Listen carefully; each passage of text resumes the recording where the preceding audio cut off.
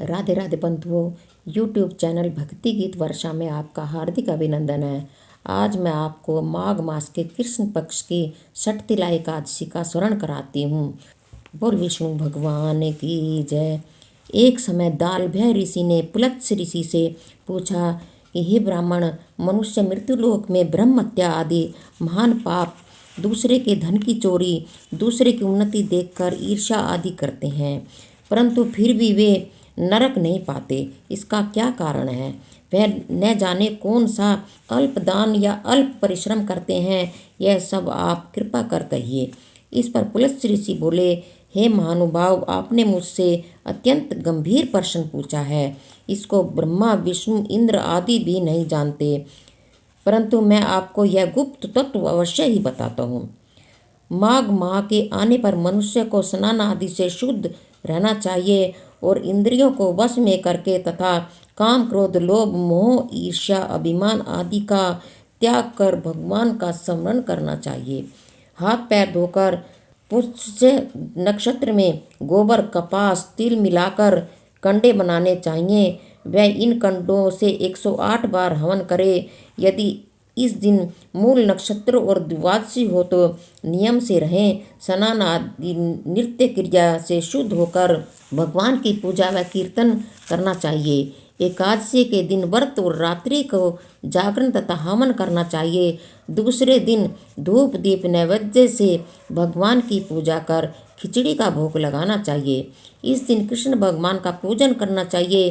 पेठा नारियल सीताफल या सुपारी सहित अर्घ्य देना चाहिए और स्तुति करनी चाहिए। हे भगवान, आप अशरणों को शरण देने वाले हैं। आप संसार में डूबे हुओं का उद्धार कीजिए। हे पुंडरीकाक्ष, हे कमल नेत्र धारी, हे विश्व भगवान, हे जगत गुरु, आप लक्ष्मी जी सहित मेरे इस तुच्छ अर्घ्य को स्वीकार करो। इसके पश्चात ब्राह्मण को जल भरा कुंभ प्रदान करना चाहिए। ब्राह्मण को श्यामा गाय और तिल पात्र भी देना अच्छा होता है।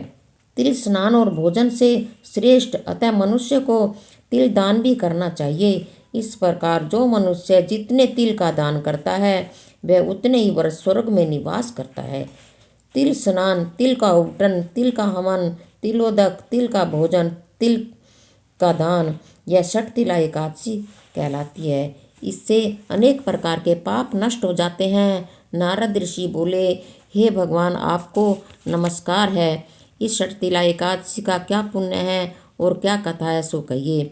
श्री कृष्ण भगवान बोले, हे नारद, मैं तुमसे आंखों देखी सत्य घटना कहता हूँ। प्राचीन काल में मृत्यु लोक की सत्य घटना बताता हूँ।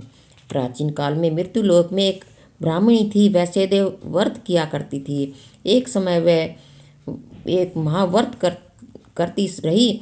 इससे उसका शरीर अत्यंत दुर्बल हो गया, परंतु उसने कभी भी देवताओं तथा ब्राह्मणों को धन तथा अन्न दान नहीं किया।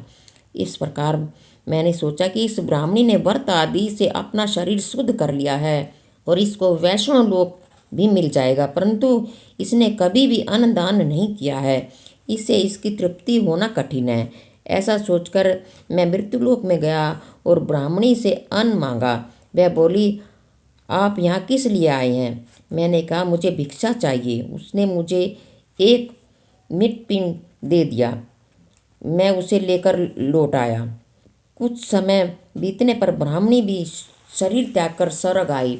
मृतपिंड के प्रभाव से उसे एक आत्मगृह मिला, परंतु उसने उस घर में अपने को वस्तुओं से शून्य पाया। वह मेरे पास आई और बोली, हे भगवान, मैंने अनेकों व्रत आदि से आपकी पूजा की है, परंतु फिर भी मेरा घर वस्तुओं से शून्य क्यों है? मैंने कहा, तुम अपने घर जाओ, देव स्त्रियां तुम्हें देखने आएंगी। जब तुम उनसे षटतिला एकादशी का पुण्य और विधि सुन लो तब ही द्वार खोलना। भगवान के वचन सुनकर वह अपने घर को गई। जब देव स्त्रियां आकर द्वार खुलवाने लगी तो ब्राह्मणी बोली कि यदि आप मुझे देखने आई हैं तो षटतिला एकादशी का महत्व कहिए। उनमें से एक देव स्त्री बोली, सुनो, मैं कहती हूँ। जब उसने षटतिला एकादशी का महत्व सुना दिया तब उसने द्वार खोला। देव स्त्रियों ने उसको सब स्त्रियों से अलग पाया। ब्राह्मणी ने भी देवी स्त्रियों के कहे अनुसार षटतिला एकादशी का व्रत किया और इसके प्रभाव से उसका घर धन धान्य से पूर्ण हो गया। अतः मनुष्य को षटतिला एकादशी का व्रत करना चाहिए। इससे मनुष्य को जन्म जन्म की आरोग्यता प्राप्त होती है और दरिद्रता नष्ट हो जाती है। इस व्रत से मनुष्य के समस्त पाप नष्ट हो जाते हैं। बोले एकादशी महात्म्य की जय। बंधुओं, चैनल को लाइक शेयर एंड सब्सक्राइब करें और बेल आइकन भी दबाएं, जिससे कि आपको नई वीडियो की जानकारी मिल सके। बोल विष्णु भगवान की जय।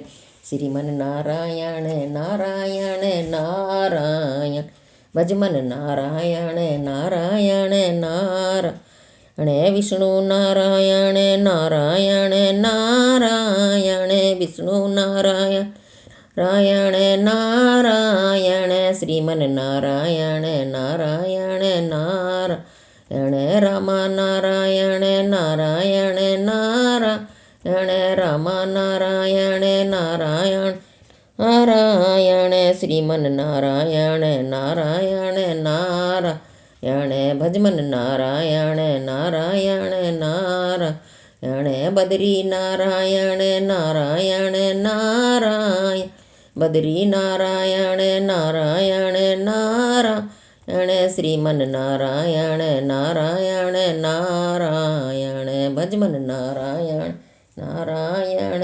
नारायण।